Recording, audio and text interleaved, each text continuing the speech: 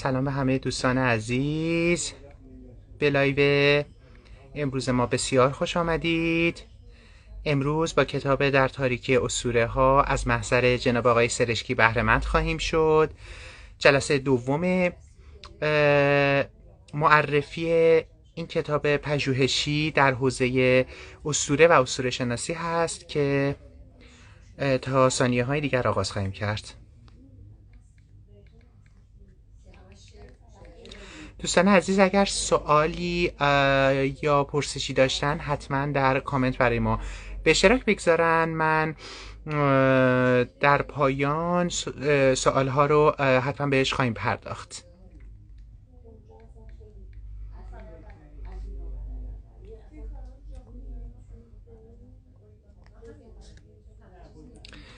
بسیار عالی. جناب سرشکی عزیز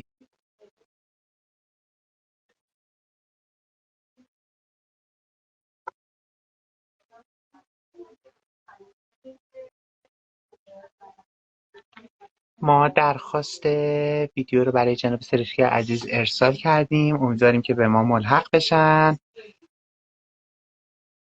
دوستان گرانقدر، ما جلسات لایف های مختلفی رو در این روزا مشغول برگزاریش هستیم.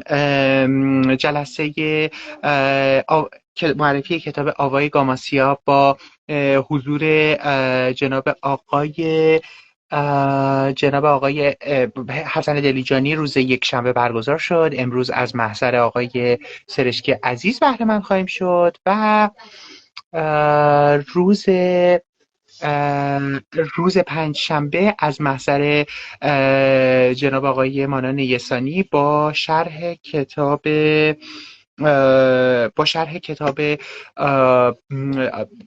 ملاقات با عنکبوت ساعتی رو با ایشان خواهیم بود. من منتظر آقای سرشکی هستم. ایشان هنوز ارتباطمون حاصل نشده.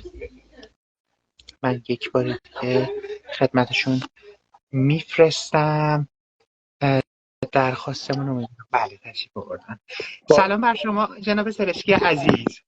سلام بر دوستان و دوستان گرامی و امیرخان گل و همچنین کتاب فروش دشت ناکجا. ارادتمندم. بسیار بسیار لطف کردید که برای جلسه دوم تایمتون رو در اختیار ما قرار دادید، با توجه به اینکه من در جریانش هستم که چقدر شما سرتون شلوغ این روزها. جناب سرشکی عزیز، شروع میکنیم بدون مقدمه در تاریکی اسطوره ها، به خاطر اینکه انقدر موضوع در ارتباط با اسطوره و اسطوره شناسی جذاب هست و پژوهش های شما جذابتر که خیلی دوست دارم بپردازیم به بخش های مختلفی که در جلسه دوم میخوایم مطرح بکنیم. اول از همه برای دوستانی که برای بار جدید و نوبه جدید همراه ما هستن، من از محضرتون درخواست میکنم یک مقدمه کوتاه در حد 5 دقیقه اگر مرحمت بفرمایید در ارتباط با کتاب در تاریکی اسطوره ها ممنون میشم. سپاسگزارم امین جان. بله کتاب در تاریکی اسطوره کتابی که من 5 سال گذاشتم برای نوشتنش و آماده سازیش و تحقیقاتی که کردم و تنظیم و چاپش. تنظیم و چاپش خیلی مهم بود که به خاطر که بتونیم به جوری صحبت کنیم، جوری کتاب رو ارائه بدیم که یه خورده جالب باشه، بتونم قشنگ نشون بدم از کجا شروع کردم. برای اولین بار کتابیه که از به جای تاریخ هند و اروپایی یا هند و ایرانی با تاریخ ایلام شروع میشه و اولین کتابیه که گذشته ایلامو در بر میگیره و سعی کردم که شخصیت‌های شاهنامه، چه پادشاهی چه سرداران، با کمک نکته‌های مشترکی که در شاهنامه گفته شده ببینم چه نکته مشترک‌های بین شاهنامه و پادشاهان حقیقی، نه اساطیری ایران، ایلام در بچه اول و سپس هخامنشیان. سعی کردم یک رابطه پیدا کنم که این رابطه باید پیوسته باشه، نباید رابطه‌ای باشه که سمیان بگم یک پادشاه بوده 5000 سال پیش، بعد یکی دیگه بوده 3000 سال پیش، بعد یکی بوده 2500 سال. اینجوری سعی نکردم برم جلو. سعی کردم دقیقا یک رابطه پیوسته از همون اول پیدا کنم که بفهمم مثلا کیومرث کی بوده، اولین پادشاه ایران کی بوده، چرا بهش میگفتن کیومرث، برای چی.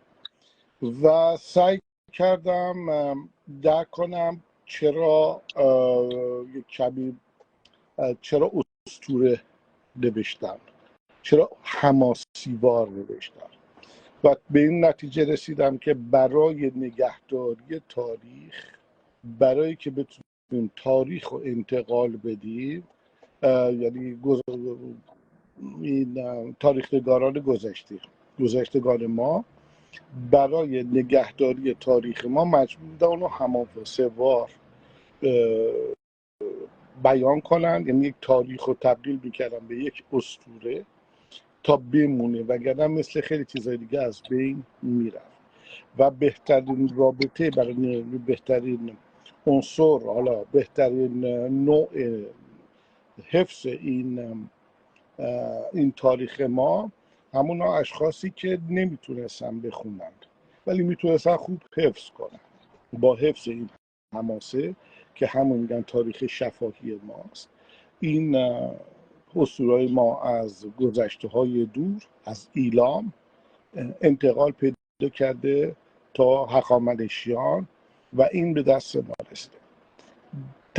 تفاوتی که بین شاهنامه و کتاب‌های اسطوره‌های دیگران داره، شاهنامه که ریشه از یشت هاست، یعنی اومده داستان‌های یشت ها رو گرفته ولی بدون دید مذهبی اومده این کتاب رو نوشته، بیشتر به خاطر تفاوتش اینه که به دید اسطوره‌های ما اسطوره‌های خدایان نیست. توی شاهنامه اسطوره‌های خدایان ما زروانی و آیین زروانی و مانی و اینا رو داریم، جداست. یک اسطوره پادشاهان هم داریم و بیشتر من به اسطوره پادشاهان پرداختم ببخشید تا به اسطوره خدایان ایران زمین و اعتقاداتش. این در کل چیزی بود که من سعی کردم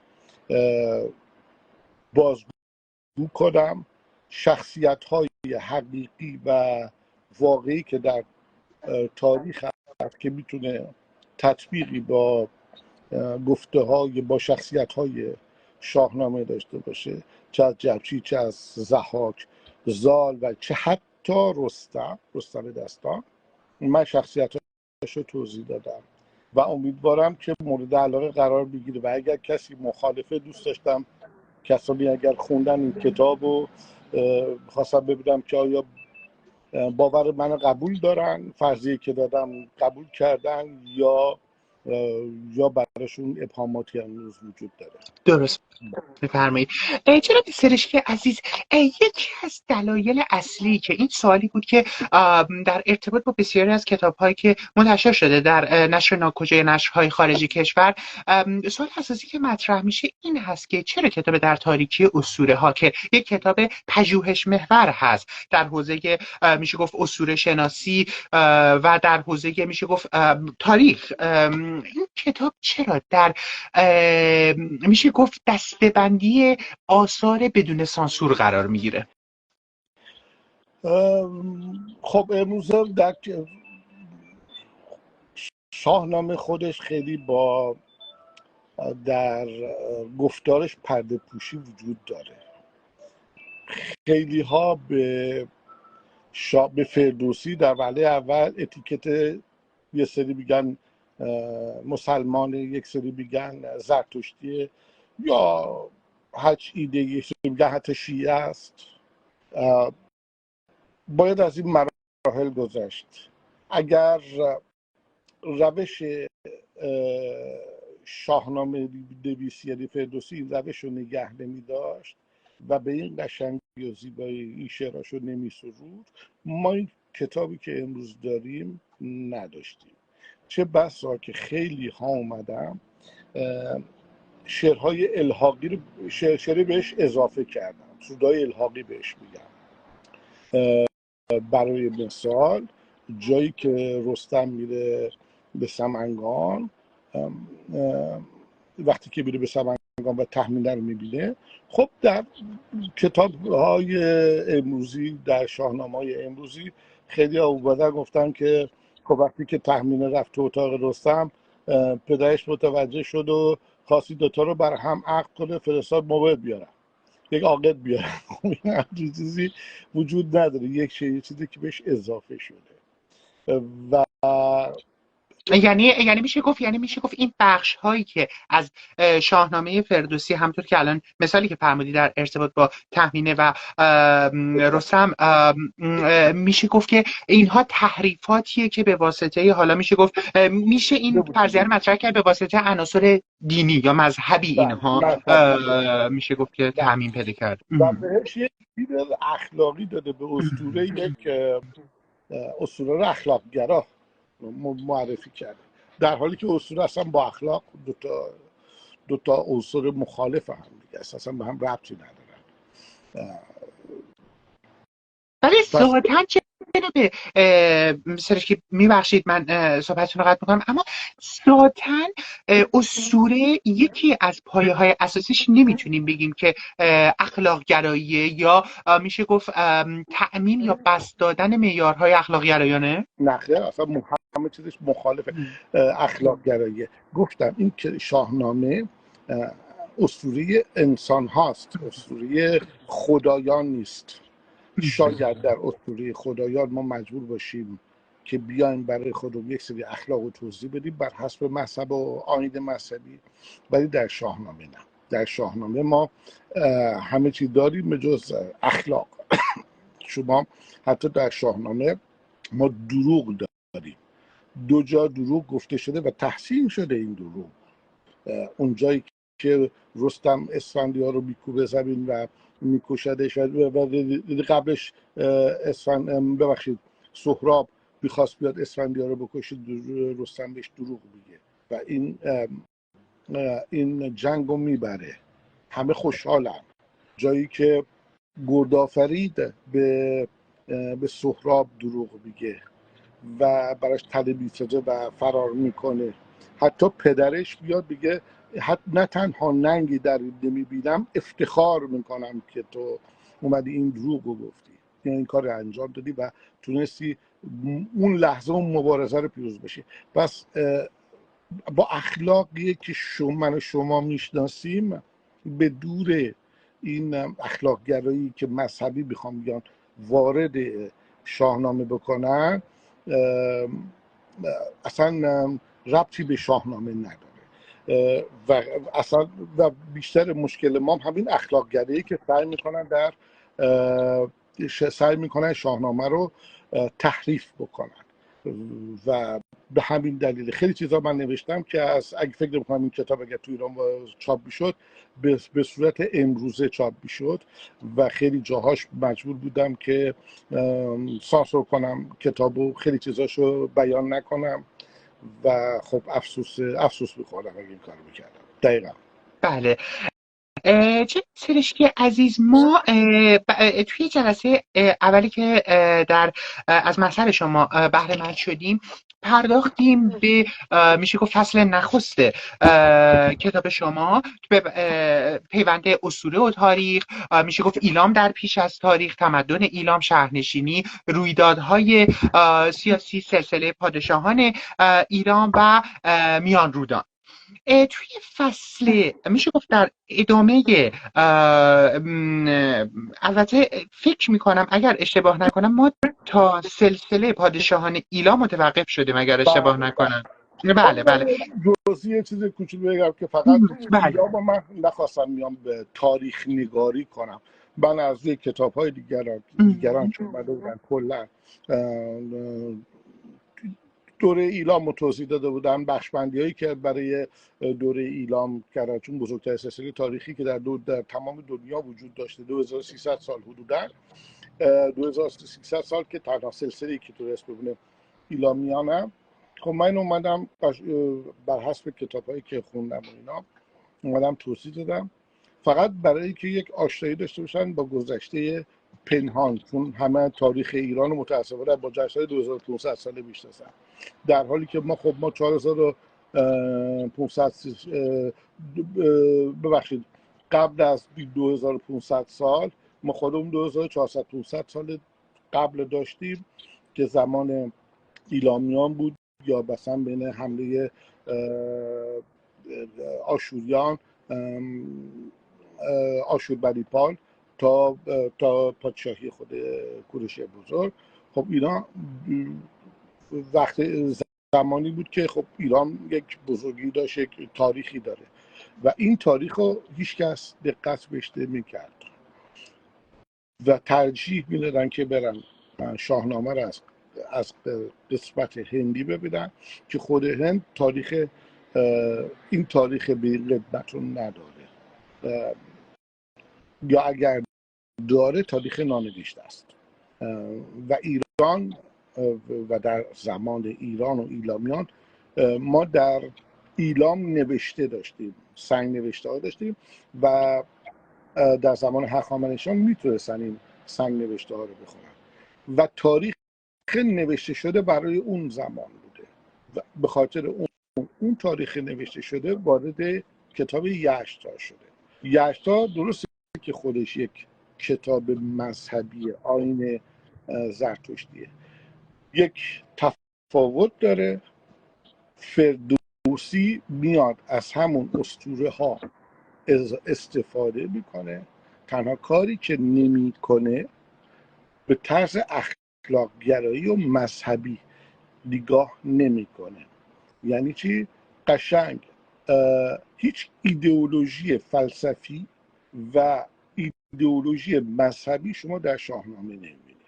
تنها ایدئولوژی که در شاهنامه وجود داره آزاد بودنه. به ایرانی میگه آزادگان یا دهقان در وحدت. هیچ نوع، حتی اگر بخوایم از نژاد پرستی صحبت کنیم، من هیچ نژاد پرستی در شاهنامه ندیدم، وجود نداره.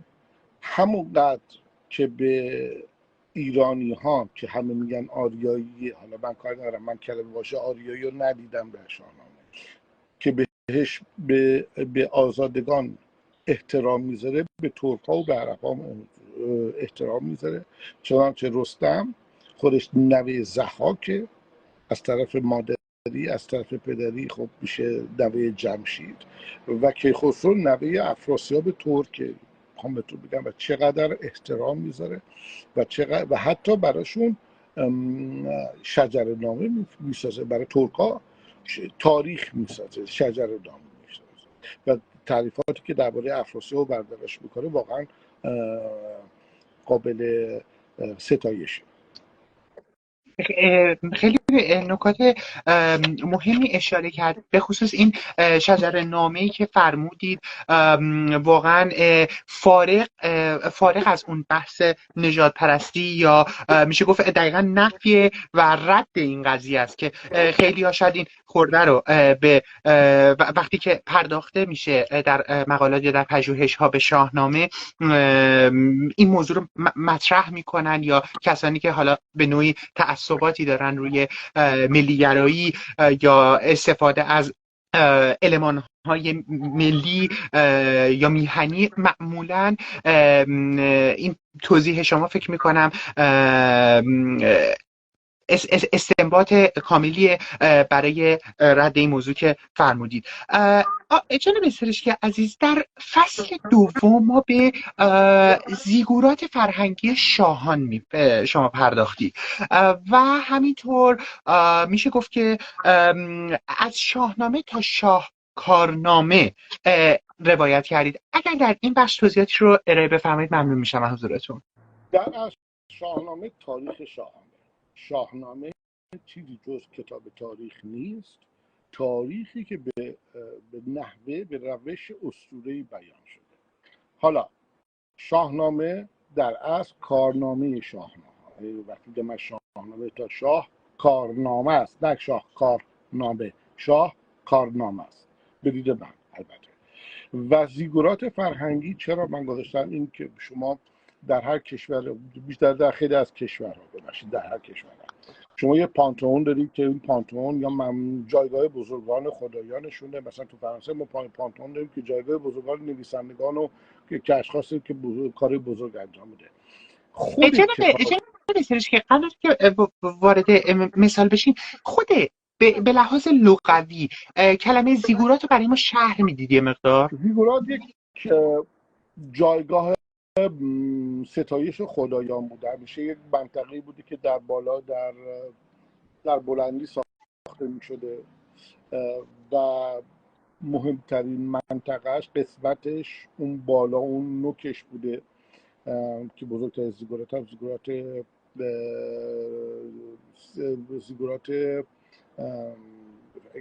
اسمش در جنوب یکی از قدیمی ترینش مال زیگورات سیالک کاشانه. یه زیگورات دیگه هم داریم که الان اسمش یادم رفته در جنوبه که قدیمی که بزرگترینه. این زیگورات ها مثل چیز اونجا بودن که میرفتن خدایان رو ستایش میکردن، یه نوعی مثل برابری میکنه با پانتئونی که در یونان بوده و این از نظر معبد و گونش. حالا در زیگورات من خب میگم تو فرانسه ما یه پانتئون داریم که جایگاه بزرگان نویسندگان بزرگان است. خود کتاب شاهنامه یک رولی داره، یک کاری میکنه. اون رولش چیه؟ رولش نگه داشتن، زنده نگه داشتن نام پادشاهان ایران زمینه، به خصوص پادشاهان اسطوره‌ای که همه میشناسن اسطوره‌ایه، ولی از بین اسطوره ما می‌بینیم تاریخ رو نگاه میکنه که یاد یک دوره به دید من 2000 تقریبا 3000 سال، ببخشید 3000 شاید 3200 سال پیش از میلاد مسیح تا اواخر ساسانیان در بر میگیره. خب این خودش جایگزین یک زیگورات فرهنگی میشه گفت از این کتاب، چون خب معبد نیست ولی کاری که میکنه همون عملکرد یک زیگورات داره که جایگاه خدایانه. این کتاب جایگاه پادشاهان ایران زمینه. به خاطر همین من یکی از اسمایی که قبل از در تاریکی اسطوره براش استفاده کردم گذاشته بودم در وهله اول زیگورات فرهنگی، خب که اونو تبدیل کردم بهش به یک بخش کوچکی برای توضیح که چرا زیگورات فرهنگی. و بعد از اون برمیخوریم خب به آغاز نامه. ما میایم شروع میکنیم از آغاز نامه صحبت میکنیم. در آغاز نامه ما قشنگ داره میبینیم که به چه به حالت علمی نه فلسفی و ایدئولوژیکی داره بیاد پیدایش جهان و انسان و همه چیز رو داره بیان میکنه. این پیدایش علمیه و به نوعی که داره قشنگ توضیح میده از هر نوع تعصب علمی بدوره. نمیاد از معجزه حرف بزنه، نمیاد از حرفه غیر منطقی که خدا زبان و زمان رو در 7 روز ساخت و این حرفا. یک بندهشی برای خودش درست کرده. بندهش میشه پیدایش اولیه، پیدایش نخستی. بله. یک بندهشی داره که توی مندهش این پیدایش اولیه از برهه زمانی حرف نمیزنه، نمیدونه و همه رو تا اونجا که میتونه میفرسته به طرف علم و دانش. خب یه جایی از انسان راست آمد صحبت، یه جایی از یه نوعی میگه خدا از هیچ چیز آفری. خب یک نوع تعبیری میشه کرد که بیگ بنگه. حالا انسان راست آمد رو میشه صحبت کرد.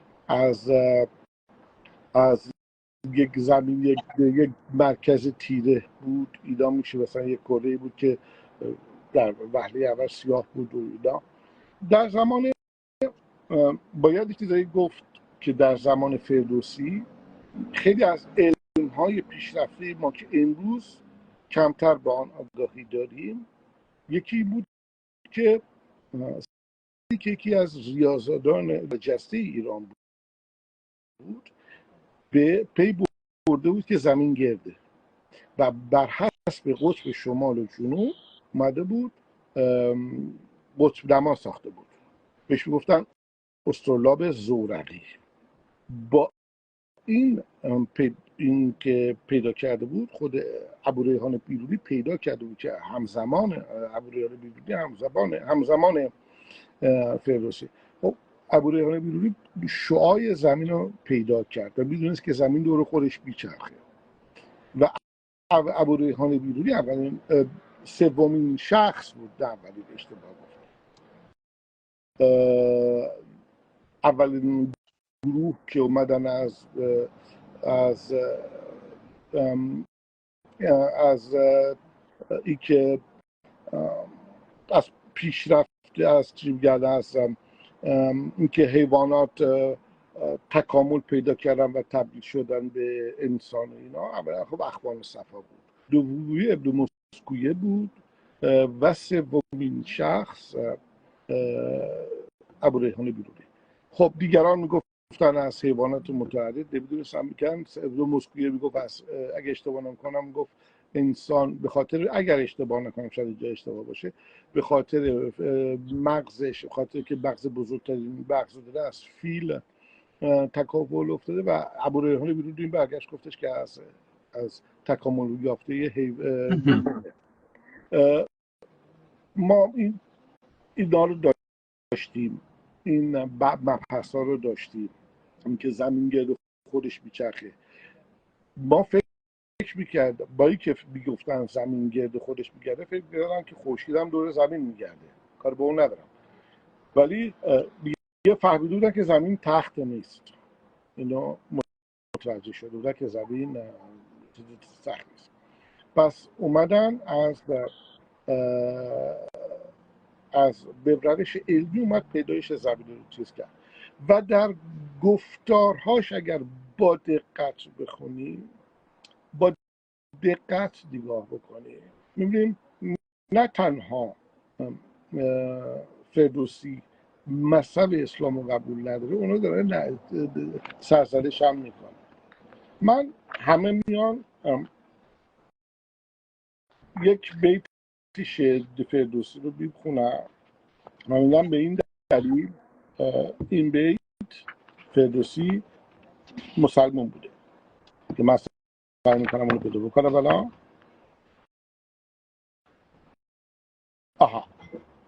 میگن که به خاطر این شعر میگن که من 3 تا بیت میخونم: مگر مردمی خیره خوانی همی، جز این را نشانی ندانی. این جمله، این 2 بیت خبریه. متاسفانه این 2 بیت بعدی رو همه میان با همور خبری میخونن، در حالی که این 2 بیت پرسشیه. میگن تو را از 2 گیتی برآورده‌اند، به چندین میانجی بپرورده‌اند. اینو به این حالت میخونن: نخستی نه فکرت پسی نه شمار، تو مر خویشتن را به بازی مدار. در حالی که این خبری نیست، این یک شعر پرسشیه. میگه تو را از 2 گیتی برآورده‌اند، به چندین میانجی بپرورده‌اند. نخستی نه فکرت پسی نه شمار، تو مر خویشتن را به بازی مدار. این داره سوال میپرسه. چرا؟ چون تو بیت بعدی جوابش میده. میگه شنیدم ز دانان دگرگون از این.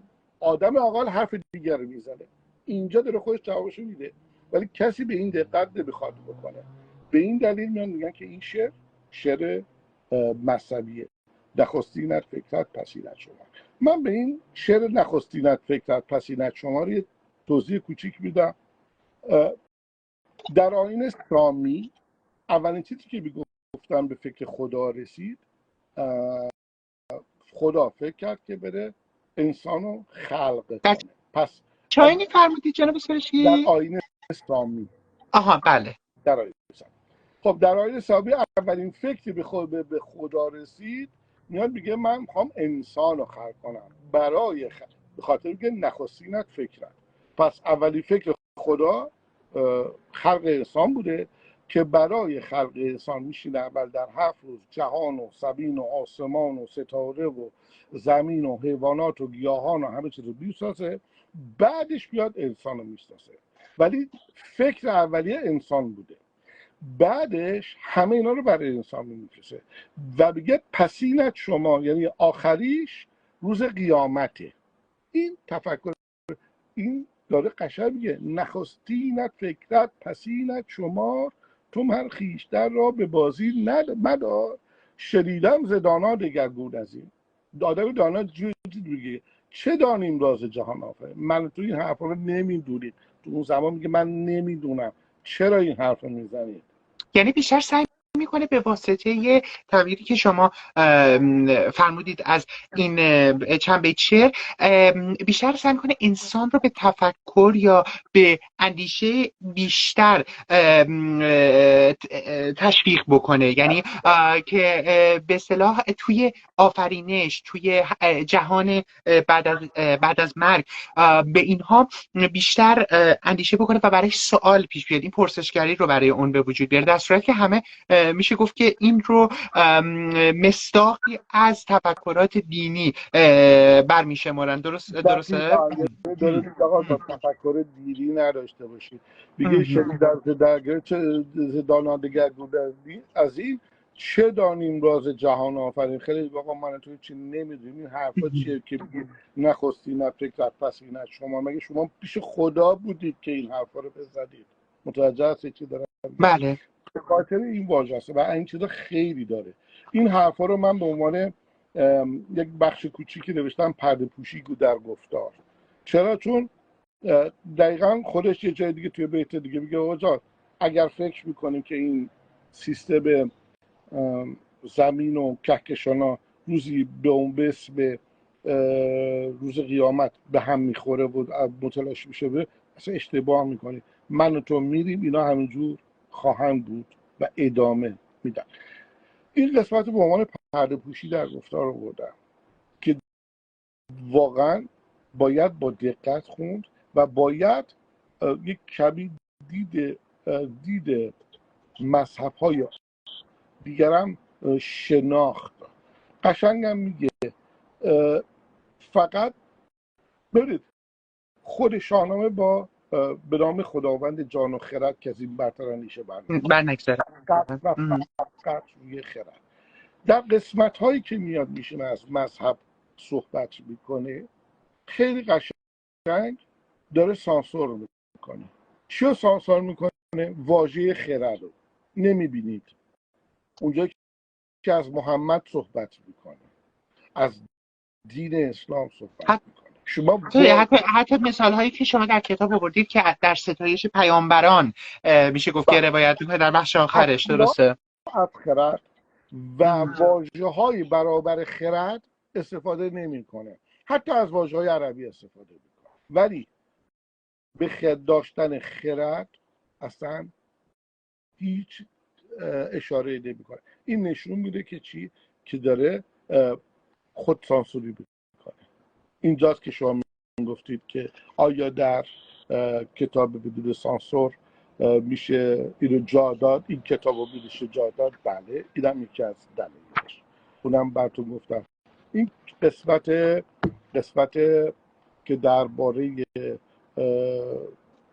پیدایش انسان به دست خدا که خودش هم قبول نداره، واقعا یکی از قسمت‌های زیبای شاهنامه است که و داره همه رو تحصیل میکنه که برید به طرف علم و دانش. و بعدش از دیگه خب بعد از قبل از اینکه وارد بخش بعدی بشیم جناب سرشکی عزیز، در جایی در میشه گفت همین فصل شما بحثی رو مطرح کردید در ارتباط، باز برمیگردیم یه مقدار در بحث اصول پادشاهان، که شما یک تقسیم بندی انجام دادید که میشه گفت شاهانی که در اسطوره های ایرانی روایت شدن رو به دو دسته تقسیم کردید. اگر در این رابطه هم برای ما یه توضیح کوچیکی بدید ممنونتون میشم. این خب یه قسمتی اومدن شاهان پیشدادیان رو ما داریم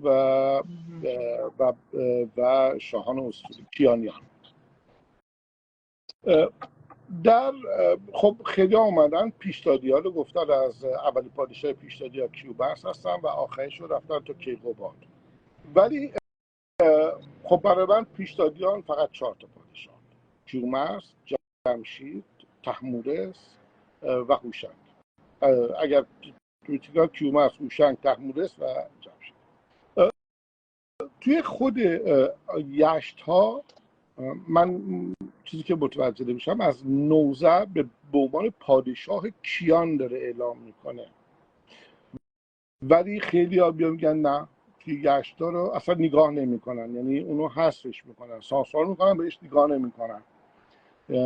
نوذر قبل از کیقوباد بوده، میگن از پادشاهی کیومرث تا پادشاهی کیقوباد اینا میشه پیشدادیان. من اینو خب باز متوجه نمیشم. برابر یشتا وقتی که نوشته نوذر که قبل از کیقوباد نوشته کیانیانه، پس نه کیقوباد نه نوذر نمیتونم باشن. برای من دلیلش هم آوردم توی کتاب. ما 4 تا پادشاه پیشدادی داریم و بقیهشون کیانیان. چرا کیانیان هستن؟ خب نمیتونم خیلی راحت بگم، وگرنه خب خودم این خود لو میدم، ترجیح میدم که کتاب بخونم. حتما بله. و رابطه این که از پادشاهی، چون اگر شما بگید تا کیقوباد کیانیان هستن، شما ضحاک هم به عنوان یک پادشاه پیشدادیان اینجوری و موظفید قبول بکنید، در حالی که ضحاک یک پلیس که یشت ها و سپس فردوسی اومده گذاشته برای گذر از پیشدادیان به کیانیان. چرا ضحاک وجود؟ ضحاک رو من به دوبار به ضحاک پرداختم، به بررسی ضحاک پرداختم. یک بار به موقع که مار نداشت روی دوشش و یک موقع که مار داشت به دوشش، و این گذر از پیشدادیان به کیانیان فقط و فقط از راه ضحاک میگذره که ضحاک رو نباید به عنوان یک پادشاه پیشدادی قلمداد کرد. دقیقا بله. توضیحات بسیار مفیدی رو و ارزنده‌ای رو ارائه فرمودید. ما توی بخش سوم میرسیم به پادشاهان که از میشه گفت که با سیر به اصطلاح دسته‌بندی که شما فرمودید، ما در بخش سوم توضیحاتی رو در ارتباط با شاهان اسطوره‌ای کیومرث، سیامک، دیو، هوشنگ، تحمورس، جمشید و به خصوص جمشید در یک بحث مجزا در برگزیده از یشت‌ها یسناها بهش پرداختید. من منحصرا دوست دارم در ارتباط با جمشید برامون یک مقداری، چون بحث رو یک مقدار بحث دادید و میشه گفت که به طور باز تخصصی تر پژوهشی رو هم در ارتباط با اون در یشت‌ها یسناها انجام دادید، برای ما ارائه بدید. ممنون. در کل من اومدم وقتی که خواستم پادشاه ها رو معرفی کنم به 3 دید نوشتم. یکی به جمشید یا هوشنگ یا کیومرثی که در یشت ها اومده، چه چیزی در یشت ها گفته. یک دید مذهبیه. این دید مذهبی رو کتاب بندهش ایرانی یا هندی تایید میکنه، یعنی بیشتر بهش چهره مذهبی میده. خیلی از کارهای متفاوتی که در آیین و مذهب زرتشتی استفاده میشه ازش استفاده میکنه. فردوسی هم میاد همین کار رو میکنه، میاد از این شخصیت ها استفاده میکنه بدون اینکه جمعه مذهبی این اشخاص رو در نظر میاد. قصه جمشید رو میگه، قصه مثلا بر فرض مثال شما در در یشتا اومده که کیوبا 6 متر طول داشته و 6 متر عرض داشته. خب این چیزی خب از فقط از یک همچین اصولی از دید مذهبی قابل قبوله، از دید من و شما قابل قبوله. میگم هم 6 متر طول داشته باشه هم 6 متر. کمان که در ارتباط با حتی میشه گفت در ارتباط با آدم، در ارتباط با هابیل قابیل، اون چیزهایی که در دیدگاه مذهبی هست، دقیقاً این موضوع مطرح میشه. خیلی مثال قشنگی رو زدید. درسته. ولی خب شاهنامه فردوسی از همچین شخصی استفاده میکنه. ولی شما این رو میبینید، یعنی همه میگن یکی از دلایلی که میگن مثلا خب بعضیا میگن فردوسی زرتشتی بود چون این شخصیت ها رو آورده. نه، از این شخصیت ها که در مذهب در یشتا گنجانده شده. چرا که بهترین روش برای نگهداری همین گنجاندن این حماسه ها و اسطوره‌ها در آیین زرتشتی بوده تا برای ما بمونه، تا مردم یک اعتقادی داشته باشن برای نگهداریش. این فلسفهش خیلی طولانیه، خب یه مقداری من نوشتم که برای نگهداری این اسطوره ها چرا باید اسطوره ها بموند. خب ولی از این معجزات، از این تخیل بافی بدوره و با خیلی قشنگ تخیل بافی های دیگری انجام میده. مثلا میگه خب جمشید 300 سال عمر کرد یا 300 سال عمر کرد. اینو باید بفهمیم، بریم دنبال نمادش. داره بیان میکنه ولی به حالت اسطوره‌ای بیان میکنه، نه به حالت مذهبی. وقتی که ماری که از رو دوش ضحاک میزنه بیرون حالت مذهبی نداره، به هیچ وجه حالت مذهبی نداره. ولی باید بگیم چرا این نماد چیه که قشنگ داره سه تا یک شخصیت سه سر رو به ما معرفی میکنه. چه کسی میتونه سه سر داشته باشه؟ حالا من یک راهنمای کوچیک میکنم، میتونه یک اتحاد سه تا کشور باشه، سرانش برفرض. متوجه هستید چی دارم میگم؟ بله. این میتونه از نمادها حرف بزنه ولی نمیاد از مذهب و آیین مذهبی صحبت بکنه به هیچ وجه. میاد پادشاهان رو معرفی میکنه از ورای کتاب‌های حماسه‌هایی که در یشت‌ها نوشته شده. قشنگ میاد یشت‌ها رو بیاد استفاده بکنه، اون شخصیت‌ها رو باید بگیره استفاده کنه. این تاریخ ایرانی رو ازش استفاده بکنه. اصلا شاهنامه نوشته شده که بیاد تاریخ ایرانی رو مجزا کنه با تاریخ که در اون زمان، اگر شما کتاب تاریخ بیهقی یا تاریخ طبری رو بخونید میبینید تمام اونا اصلا تاریخ ایرانیان و سامیان رو با هم قاطی میکردن و یک نوع دزدی فرهنگی میکردن. شاهنامه اومد به این کارها خاتمه داد، اومد گفتش که من کاری ندارم شما چه فلسفه‌ای دارید، شما چه تاریخی برای خودتون دارید، ما یک تاریخ داریم و این تاریخ ما بیان کننده این حماسه‌های ما بیان کننده تاریخ ما اصلا به این نوشت. این چیزی که بود اصلا با از نظر مذهبی کاراش بده. شما هیچ معجزه‌ای نمی‌بینید. حتی اونجایی که بیان درباره زرتشت و اسفندیار بنویسه خیلی قشنگ بیان می‌کنه، میگه این حرفای من نیست، حرفای دقیقیه، مال من نیست. چیزش مذهبیه، یه تیکه مذهبی اونجا داره ولی خیلی بهش میگه. بعد تو شعرش هم میگه زرتشت خداوند ترس و وحشت. وقتی که درباره گشتاس یونان رو میخونید متوجه میشید که نه، اینا که میگن زرتشتیه اشتباه میکنن.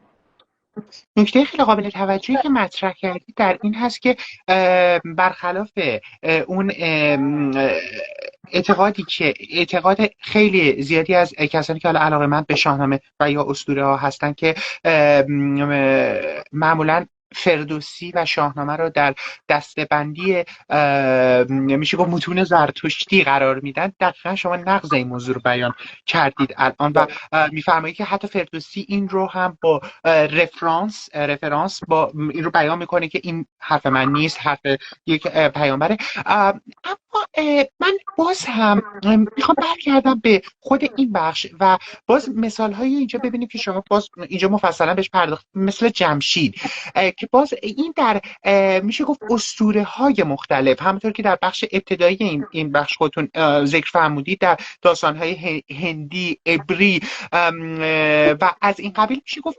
مشابهاتی رو ما دریافت میکنیم که بعضیا میگن همونطور که خودتون تو بخش اول اشاره کردید که جمشید مثلا اگر بخوایم مصداقی از مصداق مذهبی رو ارائه بدیم، در مذهب یهود جلوه‌ای از سلیمانه، یا میشه گفت جمشید همون سلیمانه. نظرتون در این رابطه چیه؟ همه در اصل یک دیدی هستش که امروز میگن تمام دینا از همدیگه وام گرفتن، قرض گرفتن، خود آیین ها و مذهب ها با هم قاطی شدن. درسته، این اشتباه نیست. شما در خیلی چیزا در مورد یهودیت میبینید که در مورد اسلام میبینید، مسیحیت میبینید، زرتشتیت، دو نقطه های مشترک زیادی با هم دارن.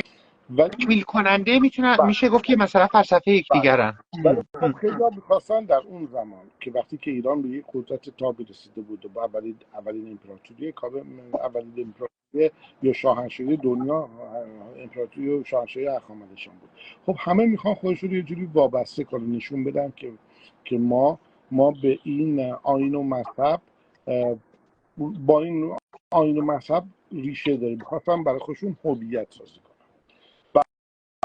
در عایده یهودی بیان میگن که یم یک کلمه عبریه، هندوها هم میگن، هندی ها هم میگن که یم، ما در آستانشون یم وجود داره، ولی به دید من نه. در اصلا به خاطر همین جمشیده که میگن همون یمه که داستانهای ما رو میگن داستانهای هندو ایرانی، ولی داستان ما با جمشید شروع نمیشه، داستان ما با کیومرث شروع میشه، خیلی قدیم‌تره. طهمورث هست، کارهای طهمورث گفته نشده، کارهای هوشنگ گفته نشده، کم ارزش گذاشته شده براش، ولی به خاطر جمشید بیان همه چیزا رو میکشونن به طرف آیین هندی و آیین عبری و سعی میکنن این دوتا رو با هم یه جوری به طلاق بده، یه جوری با هم برخورد کنن که داشته نکته‌های مشترک پیدا کنن. در صورتی که نه، کتاب‌های بسیاری به وجود اومده که امروز میگه اصلا آیین یهودیت در زمان هخامنشیان اصلا وجود نداشته. یهودیت از 300 قبل از میلاد به وجود اومده. خیلی که از این کتاب‌ها زیاد در اومده. مثلا بیان میگن ریگودا یک قدمت 3500 سال داره. برای من چه چیز خدمت 2500 ساله داره؟ 3500 ساله ریگودا مال هندی. ریگودا همون دقیقاً همون آیین زرتشتی مخالفشه. یعنی هر چی در ریگویداست خدای زرتشتی‌ها میشه اهریمن‌های ریگویدا و خدایان ریگویدا میشه اهریمن‌های زرتشتی. این چیزی خیلی جالبه. ولی خب برای من نه، اینا همشون 2500 سال قدمت داشتن. دلیل‌هاش هم نوشتم تو این کتاب. حالا چرا میخوان میان هی قدمت رو عوض کنن، میان خط سانسکریت رو بیبرن به 3500 سال پیش، برای من این خورده بود تعجب آمیزه. چرا؟ چون خط سانسکریت بعد از خط فیلیقیه که 3000 تا 3100 سال پیش پیدا شده. خب اینا همه میخوان قدمتش رو برن عقب که یک کمی تاریخ بگن تاریخ از هند شروع شده، در حالی که من باز گفتم 2300 سال تاریخ ایلامیان رو ما خودمون داریم قلم میکشیم و داریم کمک میکنیم. یک نوعی من به نژاد و به چیز اصلا هیچ ایمانی ندارم، ولی به فرهنگ و آزادگی خیلی علاقه دارم. این فرهنگ 5000 سال بعد از قدمت فرهنگ و تمدن رو در سن و سال فقط نمیبینم. شما آمریکا مثال 4 قرن 5 قرن بیشتر وجود داره ولی میگن آدم بی‌تمدنه یا وحشیه، میگن کشور متمدنیه. تمدن یعنی فرهنگ هم هست، فقط قدمت چند هزار ساله نیست و به این من خیلی علاقه دارم. بله به خاطر همین میگم که بفرمایید. چه سرشکی به نظر شما به طور کلی حالا تا اینجا در ارتباط با بخش‌های مختلف اسطوره ها به گفتگو پرداختیم، علت علت ماندگاری اصولا اسطوره ها و میشه گفت متونی مثل متون شاهنامه و تاثیرگذاری اونها در فرهنگ و در حفظ اون میراثی که برگرفته از فرهنگ هست تا چه میزانه، تا چه حده؟ یعنی پس اگر فرمایش شما باشه، ما چرا امروز شاهد نقض اون یا شاهد بی‌تمدنی یا از دست رفتن فرهنگ هستیم؟ این جواب شما رو بزرگانی مثل رضا شاه و محمد رضا شاه دادن. محمد رضا شاه برای که بتونه مردم از خواب و خیالشون بیدار بکنه اومد جشن هزاره فردوسی رو گرفت و محمد رضا شاه اومد جشن 2500 ساله. درسته که من خودم منتقد هستم چرا به 2500 سال پرداخت و 2500 سال قبل از یادشون رفت، ولی این در حال بیداری مردم برای خود پیدا کردن، یعنی هویت خودشون رو پیدا کردن، فرهنگ خودشون رو پیدا کردن خیلی موثر بود و حدی نداره. چنانچه وقتی که این سقوط 57 به وجود اومد، ما به جایی که با داشتیم یک پیشرفت چشمگیری رو داشتیم قبل از این سقوط 57 در ایران دیده میشد. این هویت سازی که برای مردم بود و داشتن از این چاله و مشکلات دین و ایدئولوژی زده می شدن و می رفتن کنار، که دوباره سال 57 افتادیم تو همین تله و دقیقا نداشتن و یا به ارزش نشناختن این فرهنگ و این اسطوره ها و این هویت ملی باعث فرو رفتگی فرهنگی و اجتماعی، حتی اجتماعی کشور ما شده، تا جایی که بزرگترین بیشترین کشورهایی که امروز مشکل دارن ایران و افغانستان هست. کشورهایی که متحدیم که همین فرهنگ رو داریم و خواستیم نگه داریم، ولی متاسفانه رفتیم ما برخلاف همه ما اون کپچه هستیم که رفتیم راه روشی کلاغ رو یاد بگیریم، نه کلاغی که راه و روش کپچه رو یاد بگیره. متاسفانه ما داریم برخلاف جهت آب حرکت میکنیم و داریم و موفق هم نمیشیم. برای این بهتر برگشت به فرهنگ، به تمدن، نه برای نژاد پرستی. باز دارم من میگم برای دانش این که من چی هستم، کی هستم و چرا باید از دیگران تقلید بکنم. آیا اصلا احتیاج دارم از دیگران تقلید کنم یا بهتر خود من باشم، از کسی هم تقلید نکنم؟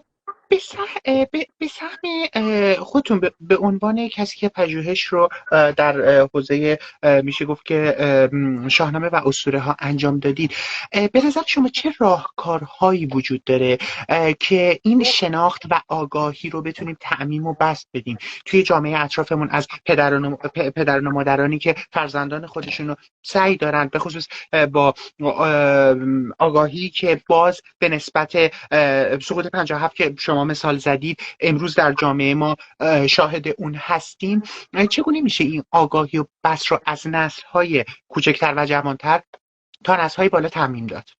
اگر من این جوابو داشتم که خب خیلی رتبه بالاتر از این حرفا بود. این جواب ولی خب به ولی عنوان کارهایی که کمک میکنه واقعا به جایی که ما به فرهنگ دیگران بپردازیم، فرهنگی که قلابیه، فرهنگی که کلاهبرداری دروغین به ما تحویل دادن، الان به فرهنگ خودمون بپردازیم، ما هنوز خیلی از بزرگان خودمون نمیشناسیم. یک یک یک یک نوع کلاهبرداری سر ما میکنن، میان کتابایی مثل کتابایی مثل دنیای سرزمین جاودان بنویسن، میان یک دروغای تحویل میدن که زیر بغل هر ایرانی رو هندونه میذارن و ما بیفتیم تو تله. چرا؟ چون میفتیم تو یک حرفای کاذب و بازگو کردن این حرفا. خب فقط خودمون به تمسخر گرفتیم، ولی به حرفایی که بیان میگن همه چیز ایرانی بوده از اول و نمیدونم چی، یعنی بیان میگن یک هویت کاذب درست کنن، به جای این حرفا بفهمیم بابا جان حقیقت اون چیزی که ایران بوده مال ایرانه، مال فرهنگ ایرانیه، فرهنگ خودمونه، اونو ما بشناسیم. اون چیزی که مال سامیاست بدونیم مال سامیاست، اون چیزی که مال هندیاست دقیقا همین که بذاریم سر جای خود. و بعد اگر دوست داریم و اگر احتیاج داریم، من اگر احتیاج دارم که دنبال یه ایدئولوژی برم، خب با شناخت تمام اینا میتونم برم دنبال یک ایدئولوژی. وقتی که یه دونه ایده، یه دونه مذهب و من از آتازتش رو میخونم بقیه رو نمیخونم، خب میگم بهترین همینه. چرا؟ چون فقط دروغاشو خوندم، چیزای حقیقیشو نخوندم. باید رفت دنبال فرهنگ خودمون، باید رفت بیشتر تبلیغ به فرهنگ خودمون کرد. نمیخوام بگم فرهنگ دیگران بده، به هیچ وجه، اصلا حرف من این نیست. نه، فقط دارم میگم فرهنگ ما چه چیزایی ما داریم که خودمون نمیشناسیم. درست. جناب سرشکی عزیز، من دوست دارم در بخش پایانی باز برگردی به خود کتاب و بخش میشه گفت پادشاهان که به اون داشتیم در این بخش داشتیم میپرداختیم.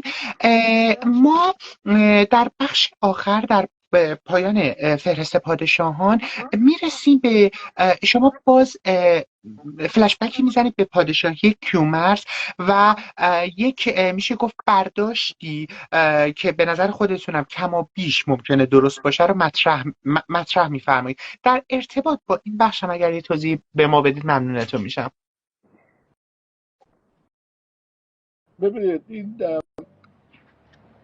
مسئله، خب ما این قسمت شاهنامه باز دارم بگم یه قسمت پیشدادیان داره، یه قسمت کیانیان داره. دیدهایی که یشت‌ها داشتن، دیدهایی که تاریخ‌نگاران قدیم داشتن، دیدگاه‌های بسیار جالبی بوده. به دید من این کتاب شاهنامه یا یشت‌ها در حدوداً اواخر دوره هخامنشیان نوشته شد. به دید من، این حدسی که من میزنم، چقدر حقیقت داشته باشه نمیدونم. و اومدن اصلا قشنگ خیلی چیزا رو به حالت علمی توضیح دادن. خب من نمیتونم بیام این سوالی که شما گفتید به جواب بدم و کتابمو لو ندم تا حد. بله.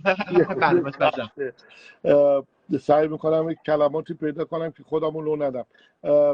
ببینید این واقعیت های روزانه داره میگه، واقعیت هایی که در طی تاریخ ایران زمین گذشته و باید اونها رو به حالت مختصر و مفید تحویل داد. با پادشاهی کیومرث شروع میشه، تمام اینها رو کیومرث داره معرفی میکنه، ولی خود کیومرث کی؟ خیلی هستن میتونم میگن میتونه پوزوری شوشیدن باشه. پوزوری شوشیدن، من به این اسما رو که من میگم، اسم پادشاهان ایلامی رو زیاد بهش دقت نکنید. چرا؟ چون خب سخت یاد گرفتنشون، سخت چیزا. فقط اینا رو آوردم که ثابت کنم که حرفایی که میزنم اشتباه نیست، ولی خب دانستن اون اسما زیاد مهم نیست. این داره میاد میگه که خب ما پادشاهان پیشدادیان شناختشون با پادشاهان کیانیان فرق میکنه. در این بین میاد به همون سیستم پادشاهان پیشدادیان کم و بیش بگم، اگر به هر چی بخوام توضیح بدم میام خودم رو لو میدم.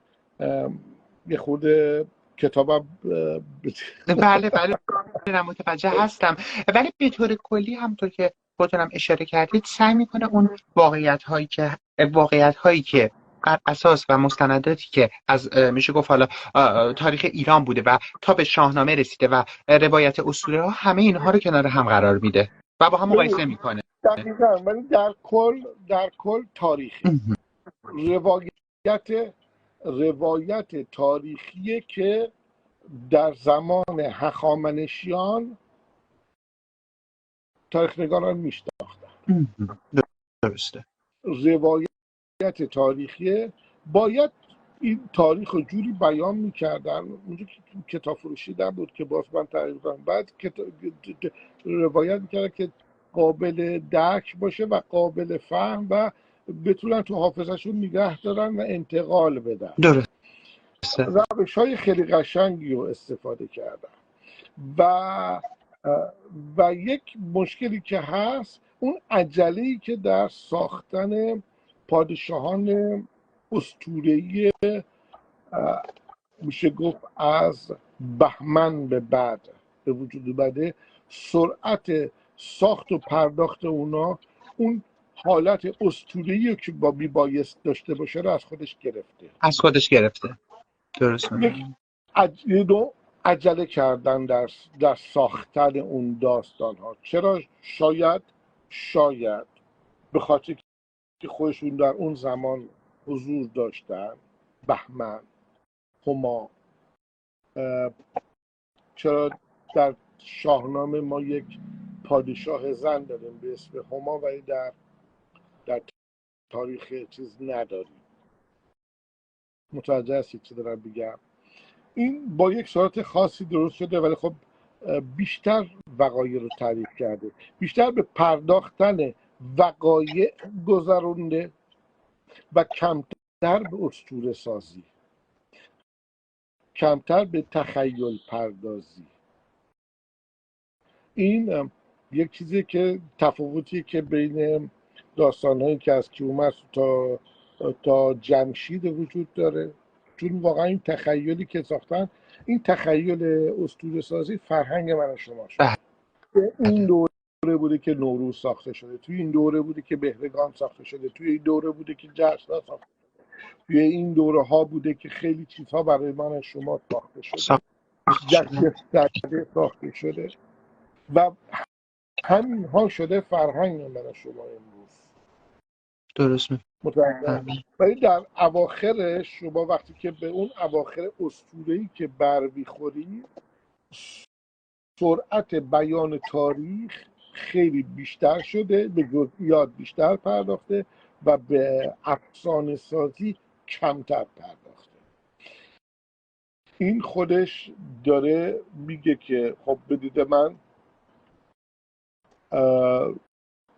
میتونه جنگ هایی که وجود داشته در اون زمان باعث شده باشه که اومدن یک سرعتی در پرداختن این اسطوره به وجود استفاده کردن که فردوسی اومده اونا رو بیان کرده. این مشکل در یشتا به وجود اومده. این یک سرعتی بوده که حالا من بهشم کم پرداختم در اصل، ولی خب بوده.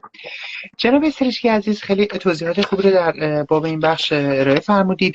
من باب سال آخر به خاطر که پیش از این شما رو هم خسته نکنم و میشه گفت این فصل رو به شرح مفصل این فصل هم به خوبی ما پرداختیم، از شما در بخش فهرست پادشاه میشه گفت به سروده های فردوسی در هر بخش یا میشه گفت به اختصار برای هر پادشاه مثال هایی رو درج فرمودید. اگر به انتخاب خودتون برای ما یکی از سروده ها رو یا بخشیش رو، چند بیتیش رو مورد خوانش قرار بدید از یکی از پادشاهان، ممنون میشم که به عنوان حسن ختام جلسه امروز باشه. کدوم بگم؟ حالا که شما خودتون خوندید بگید کدوم مثلا دوست دارید من بگم. میشه گفت از اون من اینطور دوست دارم از خودتون درخواست بکنم اون میشه گفت سروده در باب حالا پادشاه اسطوره‌ای که خودتون بیشتر از همه دوست داشتید.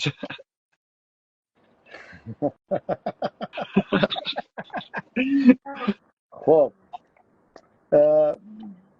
من برای فرق میکنم، من همش رو دوست دارم، مهم. من با لذت اینا رو پیدا ولی کردم. ولی حالا آنچه من که اون میپردازم، انتخابی که باز متفاوت‌تر برای شما بوده.